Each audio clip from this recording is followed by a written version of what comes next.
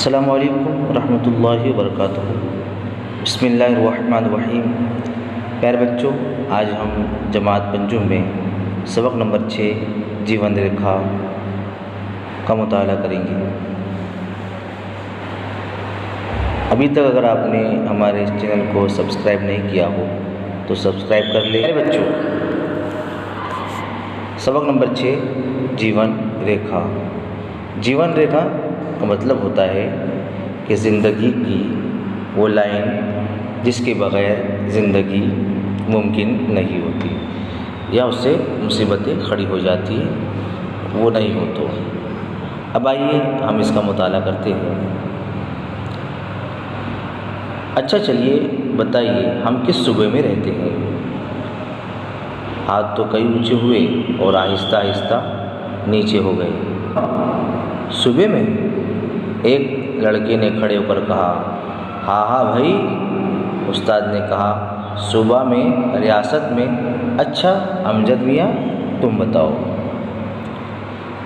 गुजरात। शाबाश। अब ये बताइए कि हमारे गुजरात की सबसे बड़ी नदी कौन सी है? उस्ताद ने फिर सवाल किया। साबरमती। भाई ये तो गलत है, तुम बताओ इकबाल। इकबाल ने कहा, नर्मदा। देखिए प्यारे बच्चों, ये जो हमें नज़र आ रही है ये नर्मदा नदी का जो है डैम है। उस्ताद बोले, शाबाश, बिल्कुल ठीक कहा। इकबाल ने जवाब दिया कि गुजरात की सबसे बड़ी नदी नर्मदा है। उस्ताद ने उन्हें शाबाशी दी और कहा, आपने बिल्कुल ठीक कहा। गुजरात की सबसे बड़ी नदी साबरमती नहीं है बल्कि नर्मदा है, और नर्मदा हमारे गुजरात की जीवन रेखा है। जानते हो इस नदी का सफ़र कहाँ से शुरू होता है? बस यूँ समझ लीजिए कि जहाँ से नर्मदा का सफ़र शुरू होगा, बस वहीं से हमारी नई मालूमात का सफ़र भी शुरू होगा। तो चलिए मेरे साथ, ये मध्य प्रदेश है ना, भारत में मध्य प्रदेश है, और ये मध्य प्रदेश की मशरिक़ की जानिब हमारी पड़ोसी रियासत, और ये दूर तक जो पहाड़ी दिखाई देते हैं विंध्याचल का पहाड़ी सिलसिला है। यही एक पहाड़ है मेकल, जिसके दामन में अमरकंटक एक बहुत बड़ी झील है। बस यहीं से नर्मदा निकलती है। जानते हो, जैसे आज हम नर्मदा कहते हैं, उसके और भी कई नाम हैं। कौन कौन से नाम हैं देख लेते हम। नर्मदा, मैकल, सीता, रेवा, शंकरी, दक्कनी गंगा वगैरह। नर्मदा के दोनों जानिब दो बड़े ऊंचे पहाड़ हैं, शुमाल में विंध्याचल और जुनूब में सतपुड़ा। और इन दोनों पहाड़ों के दरमियान हमारी नदी उछलती कूदती, कहीं बड़ी तेज़ी से तो कहीं आहिस्ता आहिस्ता बहती है। देखिए हम बातों बातों में कहाँ तक आ गए। अमरकंटक से 6 मील के फासले पर। आहा कितना खूबसूरत मंज़र है। आहा कितना खूबसूरत मंज़र है ये। यहाँ नर्मदा का पानी 50 मीटर की ऊंचाई से नीचे गिरता है। देखा, जब पानी की धार चट्टानों से टकराती है और पानी उछलता है तो ऐसा मालूम होता है जैसे किसी ने अपने हाथों में मोती भरकर लुटाए हो।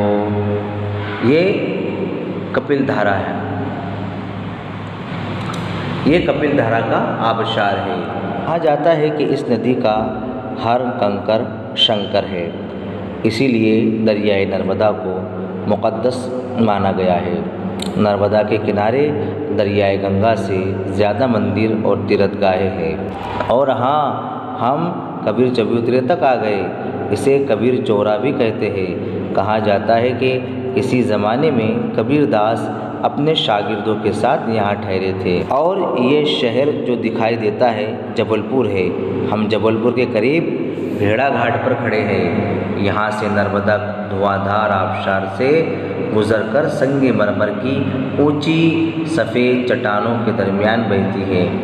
चांदनी रातों में इसकी खूबसूरती और बढ़ जाती है। दूर दूर से सयाह इसे देखने आते हैं। सयाह मतलब जो सैर व तफरी करते हैं, जो घूमने निकलते हैं, उसे सयाह कहते हैं।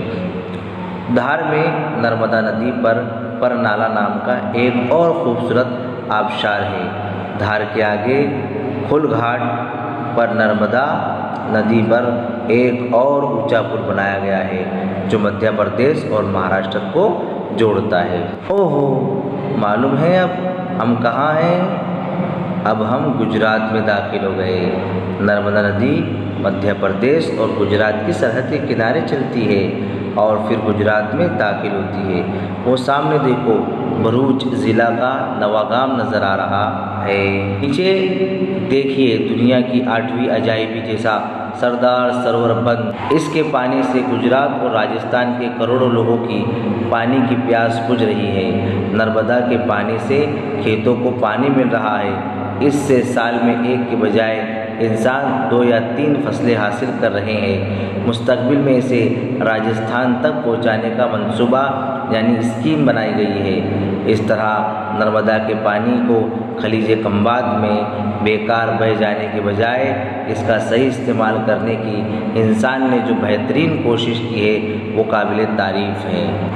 प्यारे बच्चों, ये जो आपको स्क्रीन पर बहुत सारे जंगलात नज़र आ रहे हैं, दरख्त नज़र आ रहे हैं, इसके बारे में हम थोड़ी देर में मालूमात हासिल करेंगे। ये कितना बड़ा जंगल है, जी चाहता है यहाँ रुक जाए और खेले। ये जंगल नहीं है अमजद मियाँ, ये एक ही बरगद का दरख्त है जो चारों तरफ फैला हुआ है। इसे ही कबीर बड़ कहते हैं। अब हमारे पास इतना वक्त नहीं है कि खेल कूद के लिए रुके। जल्दी से शकल तीर्थ देख ले और पहुंच जाए भरूच। गुजरात में नर्मदा की लंबाई 160 किलोमीटर है। भरूच के करीब नर्मदा की चौड़ाई भी बहुत ज़्यादा हो गई है। यहीं से वो खंबात की खाड़ी में दाखिल होकर समंदर में गुम हो जाती है। ये था हमारा सफ़र या नर्मदा का सफ़र। क्यों मज़ा आया? मज़ा तो उस वक्त आएगा जब हम नवागाम, सरदार सरोवर और सरदार का मुजस्समा तैयार होने पर दोबारा देखने आए हैं। और सरदार का मुजस्समा तैयार हो चुका है। अनकरीब हम दोबारा इसको हम देखने के लिए जाएंगे। जैसा कि आपको मालूम है कि हमारी नगर प्राथमिक शिक्षण समिति सूरत के ज़ेर एहतमाम हर साल जो है वो जमात 8वीं के बच्चों को फ्री में सरदार सरोवर जो है घुमाया जाता है और सरदार पटेल का मुजस्समा दिखाया जाता है। हम भी जब 8वीं में जाएंगे तो इंशाअल्लाह हम भी ये मनाजिर देख कर आएंगे। प्यारे बच्चों, अब इसका हम अल्फाज माइन देख लेते हैं। जीवन रेखा, जैसे मैंने बताया, यहाँ मुराद है ज़िंदगी बख्शने वाला दरिया। मील क्या होता है? लंबाई की एक इकाई 1.609 किलोमीटर। आबशार यानी पानी की चादर जो ऊपर की जगह से गिरती है। चबूतरा बैठने के लिए ऊंची और हमवार जगह। तीर्थगाह यानी ज़ियारतगाह। सयाह मतलब सफ़र करने वाला। खाड़ी मतलब खलीज और खलीज मतलब खाड़ी। माहौरे गुम हो जाना यानी खो जाना। अब हम ज़बानदानी देख लेते हैं। इसमें ज़मीर, अब इसमें ज़मीर किसे कहते हैं? सबसे पहले हम मंदरजे झेल जुमले पढ़िए। इस्माइल अहमद की जमात में पढ़ता है, वो उसका दोस्त है। दूसरे जुमले में वो इस्माइल के बदले में और उस अहमद के बदले में इस्तेमाल हुआ है ना।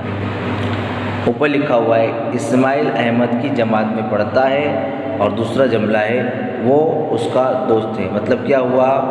इस्माइल अहमद का दोस्त है, मगर इस्माइल की जगह वो का इस्तेमाल किया गया है और अहमद की जगह उसका इस्तेमाल किया गया है।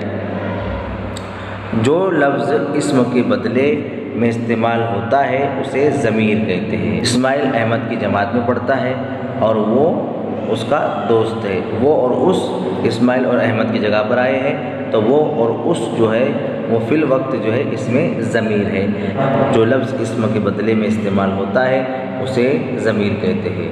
आइए प्यारे बच्चों, अब हम ज़बानदारी देख लें।